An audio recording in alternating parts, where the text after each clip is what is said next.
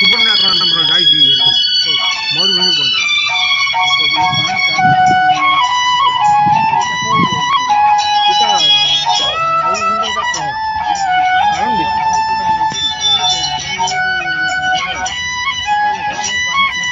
ଭଦ୍ରକ ଦେଇ ଯାଇନି ବନ୍ଧୁଗଣ ଜୟ ଜଗନ୍ନାଥ।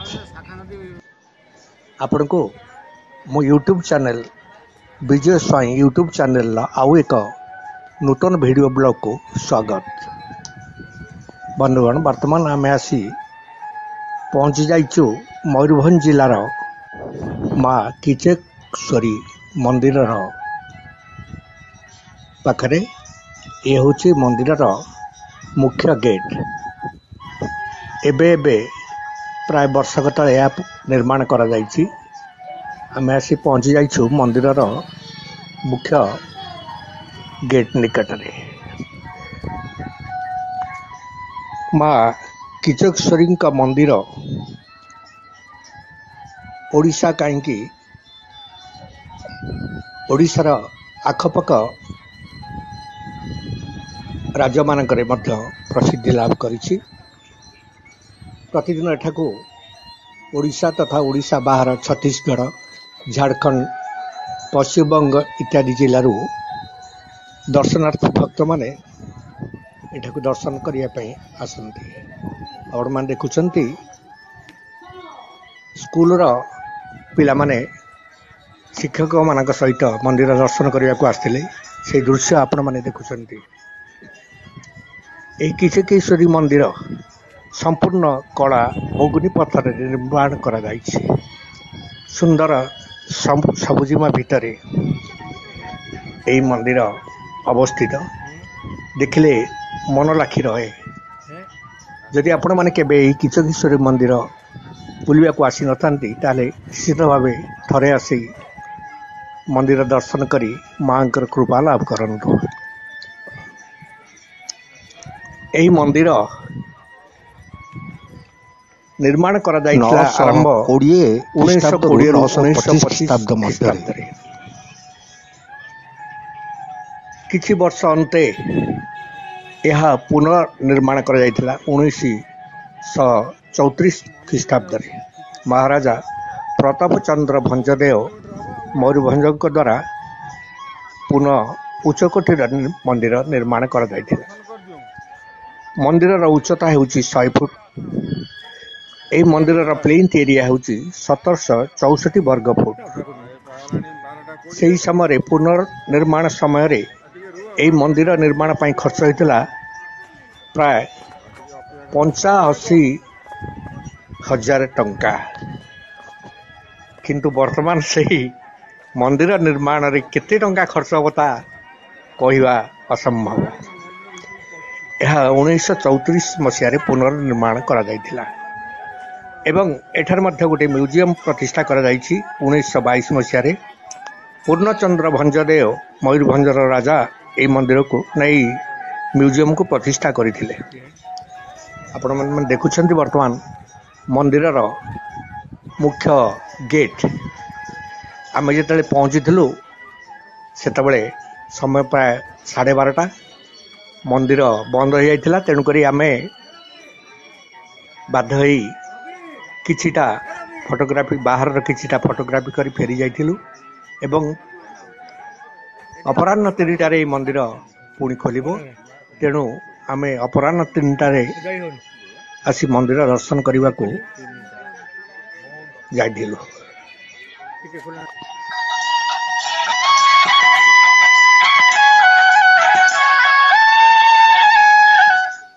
ଆପଣମାନେ ଦୂରରୁ ଦେଖୁଛନ୍ତି ମନ୍ଦିରର ଦୃଶ୍ୟ ଏବଂ ପାଖରେ ଥିବା ଉଦ୍ୟାନମାନଙ୍କର ଦୃଶ୍ୟ।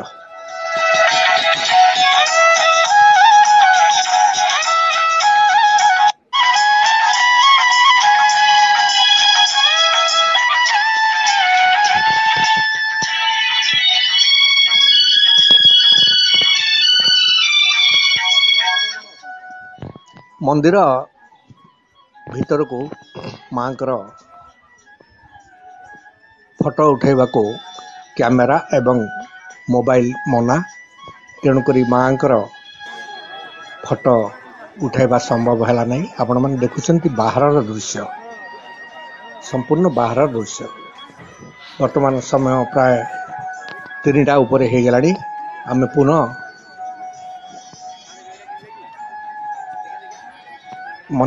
ମାଙ୍କୁ ଦର୍ଶନ କରିବାକୁ ଆସିବୁ।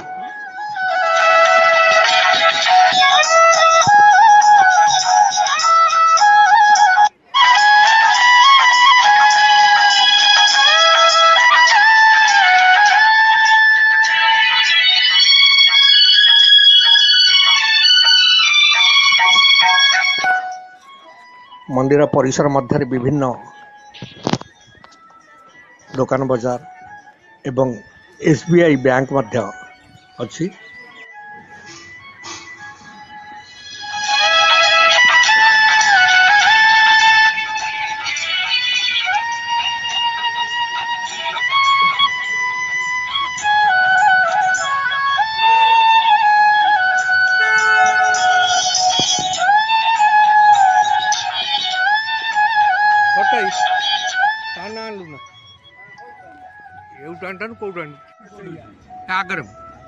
ମନ୍ଦିର ମାଙ୍କର ଦର୍ଶନ ହେଇପାରିଲା ବୋଲି ଆମେ ବର୍ତ୍ତମାନ ଖାଇବାକୁ ବାହାରିଛୁ ଏବଂ ପରେ ଆସି ମାଙ୍କର ଦର୍ଶନ କରିବୁ। ବର୍ତ୍ତମାନ ସମୟ ପ୍ରାୟ 3ଟା ଉପରେ। ବର୍ତ୍ତମାନ ଆମେ ମନ୍ଦିର ଦର୍ଶନ କରିବାକୁ ଯାଉଛୁ।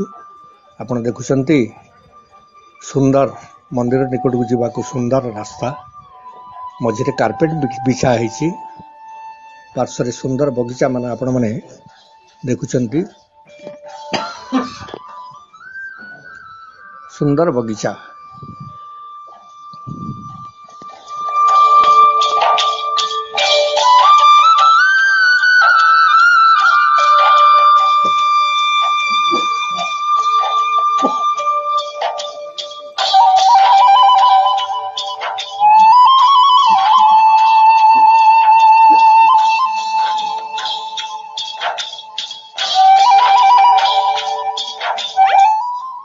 ସମ୍ମୁଖରେ ମା କିଚକେଶ୍ୱରୀଙ୍କ ମନ୍ଦିର ଆପଣମାନେ ଦେଖୁଛନ୍ତି।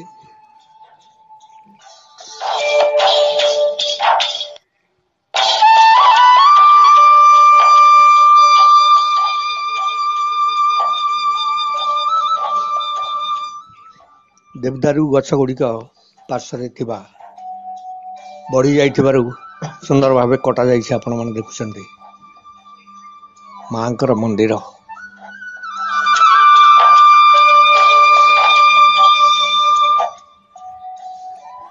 ମନ୍ଦିର ଭିତରକୁ ମୋବାଇଲ କ୍ୟାମେରା ମନା। ବାହାର ଦୃଶ୍ୟ ଆମେ କିଛି ସୁଟିଂ କରି ଦେଖାଇଲୁ। କେବଳ ମାଙ୍କର ମନ୍ଦିର, ମୁଖଶାଳା ନାହିଁ। କେବଳ ମନ୍ଦିର ଆପଣ ଦେଖୁଛନ୍ତି ସମ୍ପୂର୍ଣ୍ଣ କଳା ମୁଗୁନି ପଥରରେ ଏହି ମନ୍ଦିର ନିର୍ମାଣ କରାଯାଇଛି।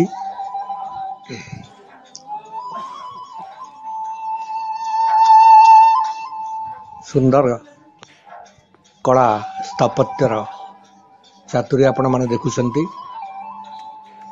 ମନ୍ଦିରର ଗାତ୍ର ମଧ୍ୟରେ ବିଭିନ୍ନ ଦେବାଦେବୀଙ୍କର ମୂର୍ତ୍ତି।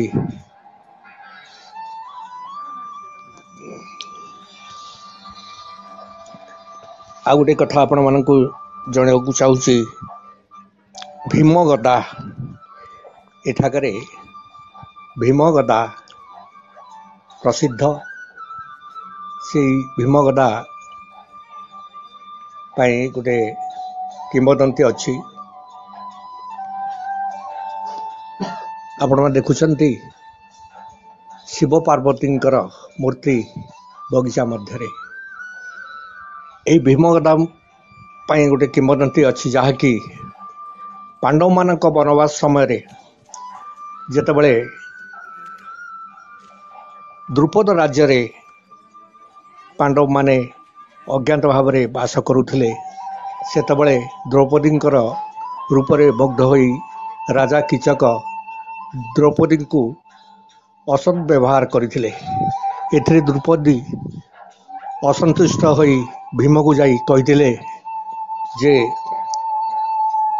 କିଚକଙ୍କୁ ହତ୍ୟା କରିବା ପାଇଁ। ତେଣୁ ଭୀମ ପ୍ରତିଜ୍ଞା କରିଥିଲେ କିଚକଙ୍କୁ ଦ୍ରୌପଦୀଙ୍କୁ ବଧ କରିଥିଲେ। ହତ୍ୟା କରିବାକୁ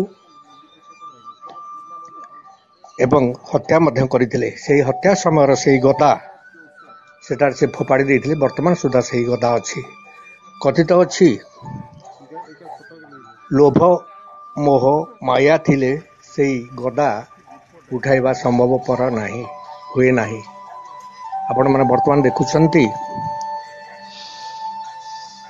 କଳା ମୁଗୁନି ପଥରର ବିଭିନ୍ନ ମୂର୍ତ୍ତି, ଯେଉଁଠିକି ଏହି ଖିଚିଙ୍ଗର କେସିଙ୍ଗା ଗ୍ରାମରେ ମିଳେ। 150 ଟଙ୍କାରୁ ଆରମ୍ଭ କରି 5 ଲକ୍ଷ ପର୍ଯ୍ୟନ୍ତ ଟଙ୍କାର ମୂର୍ତ୍ତି ଏଠାରେ ମିଳେ। ବିଭିନ୍ନ ପ୍ରକାର ମୂର୍ତ୍ତି ଆପଣମାନେ ଦେଖୁଛନ୍ତି। ଏହି କେସିଙ୍ଗା ଗାଁର ଗ୍ରାମବାସୀମାନେ ଏହି ମୂର୍ତ୍ତି ଶିଳ୍ପରେ ପ୍ରାୟ ଏହି ମୂର୍ତ୍ତି ଶିଳ୍ପ କରି ସେମାନେ ନିଜର ଜୀବିକା ପୋଷଣ କରିଥାନ୍ତି।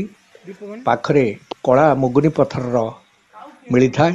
ତେଣୁକରି ସେମାନେ ଏହାକୁ ଆଣି ଏହି ମୂର୍ତ୍ତି ତିଆରି କରିଥାନ୍ତି। ଆପଣମାନେ ଦେଖୁଛନ୍ତି ସେହି ବିଭିନ୍ନ ଅନୁଷ୍ଠାନର ଏହି ମୂର୍ତ୍ତି, ଦୋକାନର ଏହି ମୂର୍ତ୍ତି ଗୁଡ଼ିକ ଆପଣ ଦେଖୁଛନ୍ତି।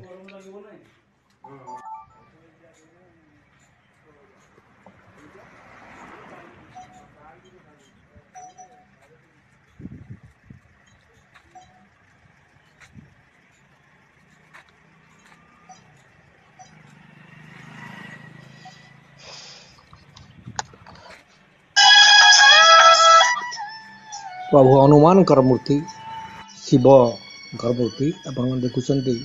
ବନ୍ଧୁକଧାରୀ ସୈନିକ।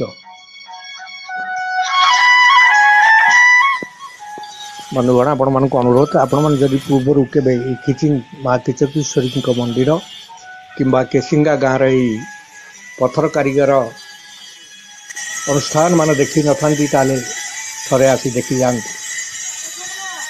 ବନ୍ଧୁଗଣ, ଆପଣଙ୍କୁ ଅନୁରୋଧ, ପୂର୍ବରୁ ଯଦି ଆପଣମାନେ ମୋ ଚ୍ୟାନେଲକୁ ସବସ୍କ୍ରାଇବ୍ କରିନଥାନ୍ତି କିମ୍ବା ମୋ ଚ୍ୟାନେଲରେ ନୂଆ ହେଇଥାନ୍ତି ତାହେଲେ ଆଜିରେ ହିଁ ଚ୍ୟାନେଲକୁ ସବସ୍କ୍ରାଇବ୍ କରିଦେବେ ଏବଂ ପାଖରେ ଥିବା ବେଲ୍ ଆଇକନ୍ଟିକୁ ଦାବିଦେବେ।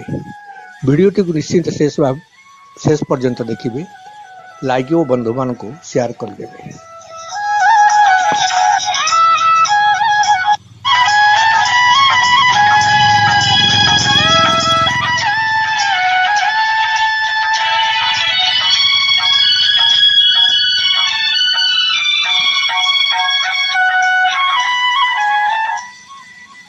ବନ୍ଧୁଗଣ, ଏଇଠାରୁ ମୁଁ ଭିଡ଼ିଓଟି ସମାପ୍ତ କରୁଛି। ଆଶା କରେ ପ୍ରଭୁ ଜଗନ୍ନାଥ ମା କିଚକେଶ୍ୱରୀଙ୍କ ଦୟାରୁ ଆପଣମାନେ ସମସ୍ତେ ଭଲରେ ଥିବେ ଏବଂ ସୁସ୍ଥରେ ଥିବେ। ରହିଲି। ଜୟ ଜଗନ୍ନାଥ। ଜୟ